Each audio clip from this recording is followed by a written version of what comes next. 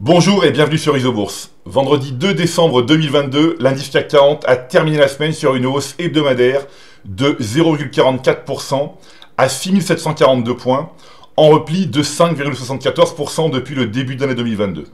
Alors sans exception, les principaux indices de la Bourse de Paris ont terminé la semaine dans le vert, l'indice CAC 40 ayant enregistré sa 9e semaine consécutive de hausse.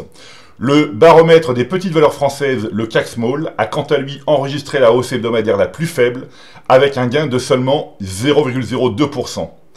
En repli de quasi 20% depuis le début de l'année 2022, l'indice CAC Small évolue dans une phase de marché compliquée à moyen terme depuis le croisement baissier des courbes de pression Isobourse 5 et 20 mois validés en mars 2022.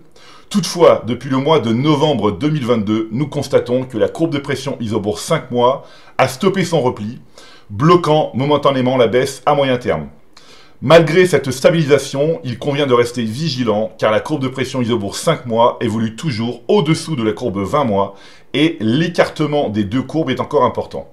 En général, lors des retournements majeurs des marchés financiers, les petites capitalisations sont les premières à se retourner à la hausse, tandis que les grandes capitalisations continuent de décliner. Or, ce n'est pas ce que nous observons actuellement, car l'indice CAC Small est très en retard sur le baromètre des grandes valeurs françaises, l'indice CAC 40. En effet, alors que le CAC Small est encore loin d'un signal positif à moyen terme, les courbes de pression Isobourse 5 et 20 mois du principal indice de la Bourse de Paris, le CAC 40, n'ont jamais été aussi proches d'un croisement haussier.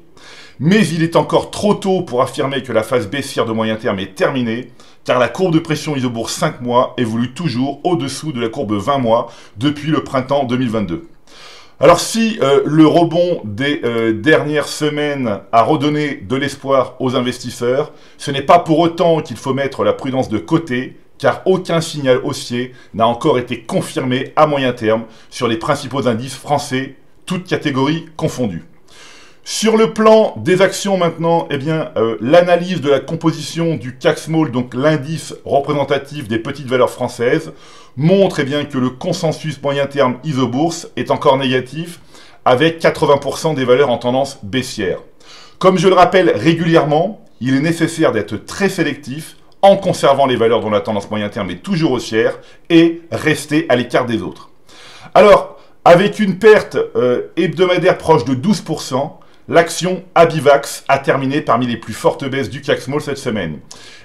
Sans surprise, le modèle Isobourse est négatif à moyen terme depuis le croisement baissier des courbes de pression Isobourse 5 et 20 mois, validé en octobre 2021 sur le titre de la biotech française.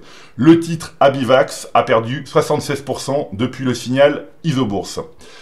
Avec un gain hebdomadaire proche de 8%, l'action SES Imagotag a terminé parmi les plus fortes hausses du CAC Small cette semaine.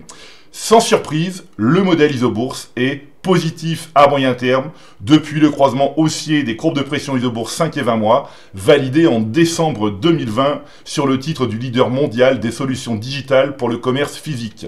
Le titre SES Imagotag a gagné 261% depuis le signal Isobourse. Voilà, c'est maintenant à vous de faire le point de vos valeurs en portefeuille avec Isobourse. Je vous donne rendez-vous pour ma prochaine chronique et d'ici là, restez avec nous sur Isobourse.